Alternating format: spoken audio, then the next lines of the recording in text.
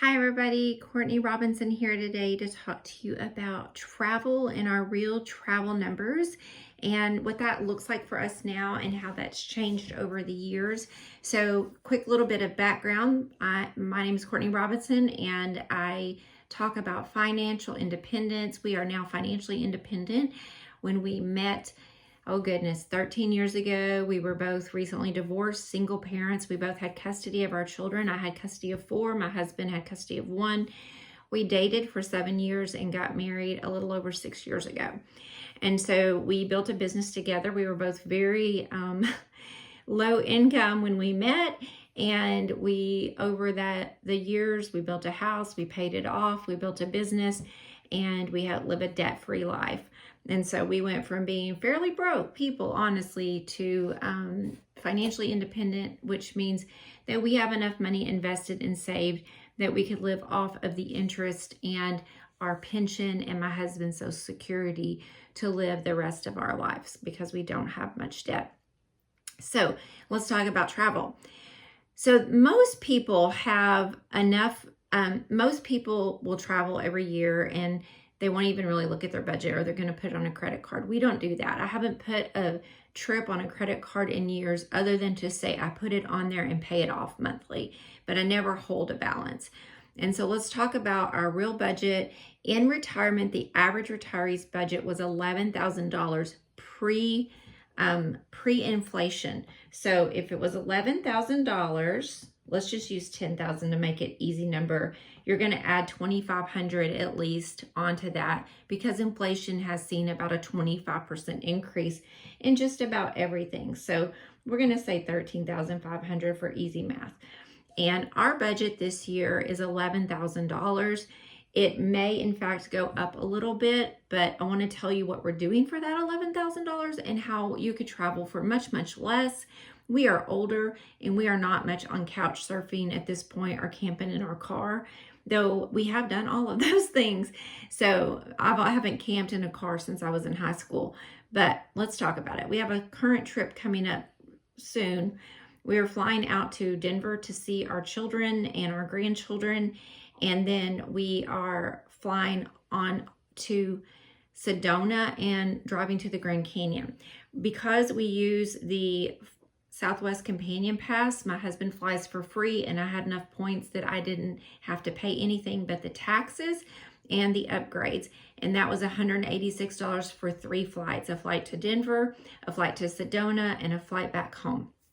And then our car rental for this trip was $814. I rented on Turo, and we'll talk about that in a little bit.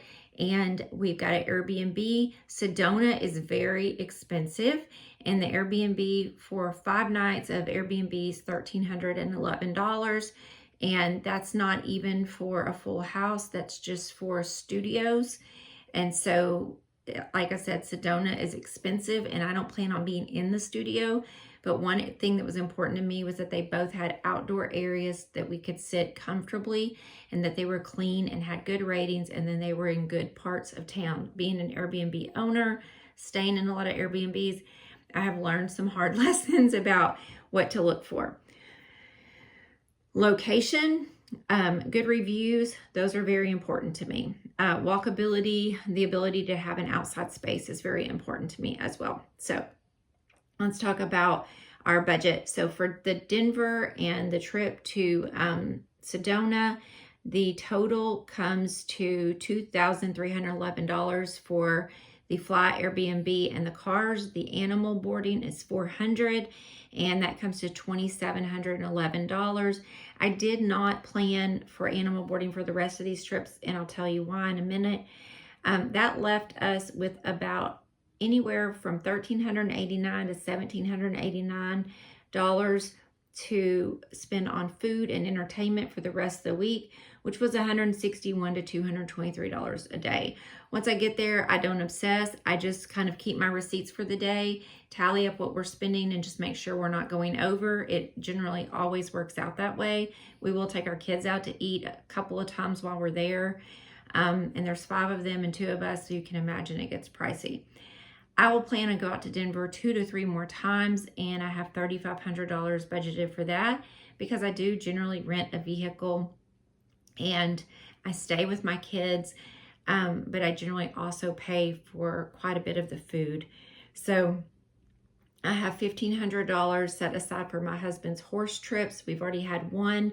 My husband will go to horse training camps or horse camps, and he will camp, and there's usually a fee for that. Plus gas, I've got $1,500. We've already spent $500, so $1,000 left. We got to go to a family reunion. On these trips I'm telling you about right now, one of us will be home. So these are trips we take separately. I've got a family reunion. I budgeted $500 for that because I'm splitting the cost with my parents. And then to go see our other son who lives in state, I'll have to rent an Airbnb or hotel. I have got $600 planned for that. That left us $1,800.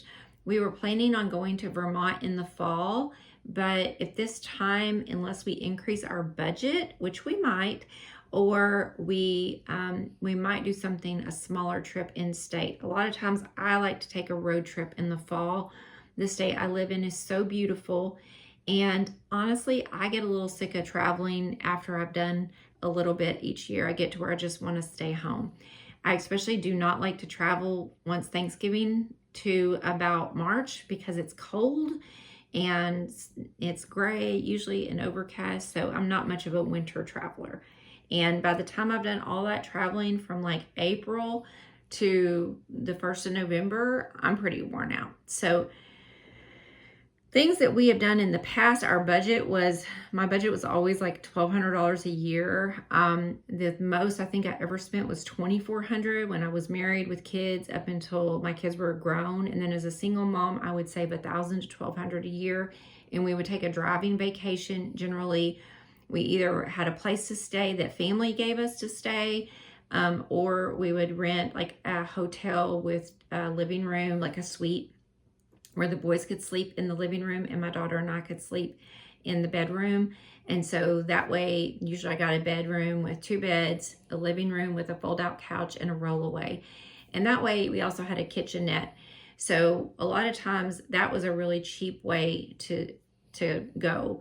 The other thing you could do is camp, but camping fees, you have to be mindful of that. If you have a tent and all that, if you've got to go buy all the gear, that can be an initial expensive first cost. We purchased a bunch of gear for our daughter and son-in-law a couple years back so that they like to camp.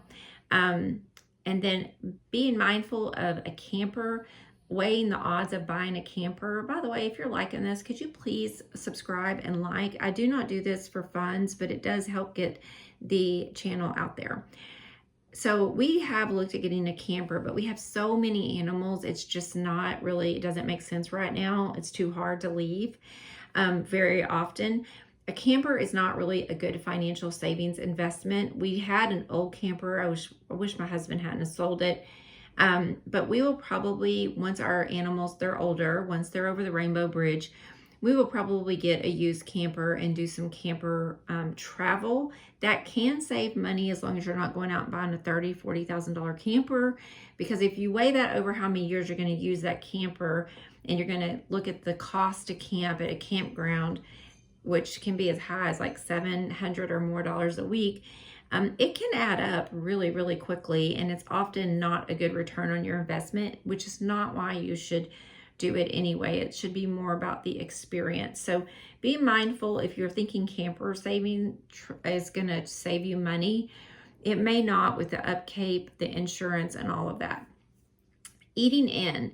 Eating in can be helpful if you're going to reuse your ingredients.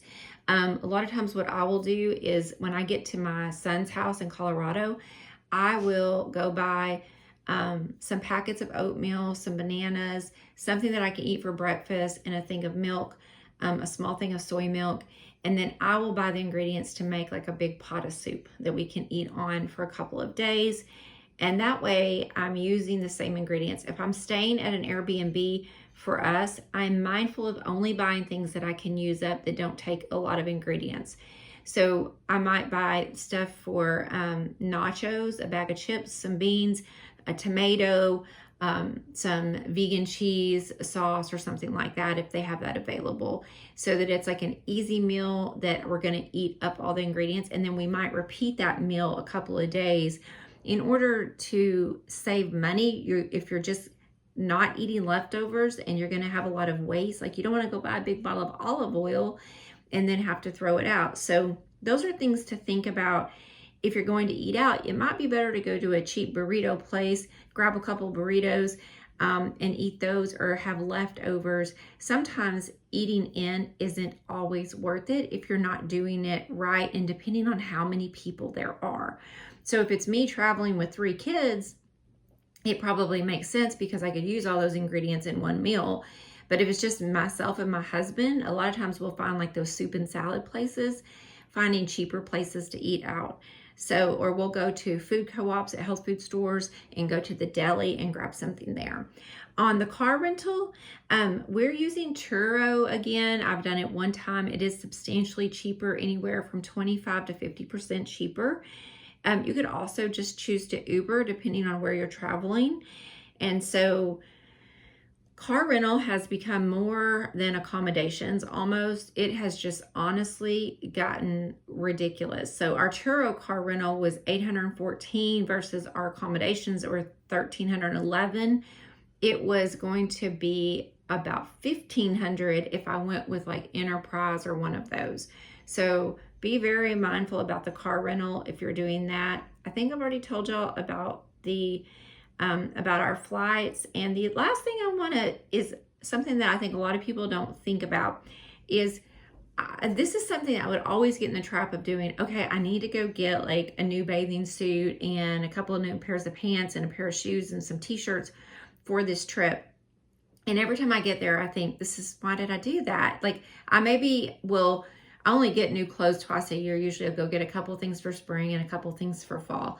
And I have had a lot of weight fluctuations. But the truth is, I'm going to pack 4 outfits. I made sure we had a washer and dryer for 8 days.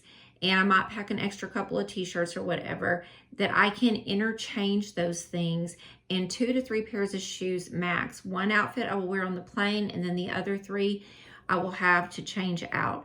Because you can easily, now I will say I don't like the grubby feeling of being on a plane and wearing those same clothes. I like to wash them. However, you don't need to pack a lot, and you don't need to go buy a whole new wardrobe. I think us women are probably more guilty of that than men, but you don't have to go buy a whole new wardrobe to travel. Just think about what you would wear to go out to eat if you were there, and do a color combination where things can be mixed together. So for me, that would be pink, blue, and black. All my pants will be black, and all of my shirts will be either pink or blue. I don't like to do the whole black thing together anymore. I used to when I was younger and had kids at home because they would get me dirty. So, I'll have something, and I'll have a pair of hiking shoes. I'll have a pair of other comfortable shoes, and I might have one pair of dress shoes that I wear. I'll throw a bathing suit in there with a cover up, and my flip-flops will serve as my house shoes as well when I'm at home, and just really keeping it simple. Once I get to where I'm going, I don't want to stress about having to go to the store and buy things, so I will pack some small sizes of shampoos and conditioners and soap.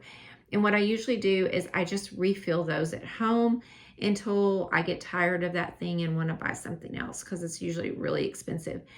At Christmas time, you'll notice they'll have a lot of those kits. Like Native had a kit this Christmas that you could buy, and it had a little shampoo, conditioner, body wash, and it was like $10 for the whole kit. Sometimes, and it had maybe it was $8. And it had a lotion as well. Sometimes those can be a good deal to grab for travel as well. All right, well, this is getting long. Thank you so much for being here. I hope this has been helpful. Whatever your travel goals are, set that budget, stick to that budget, and you will likely find that you have less stress when you're traveling about what you're spending. Thank you. Bye-bye.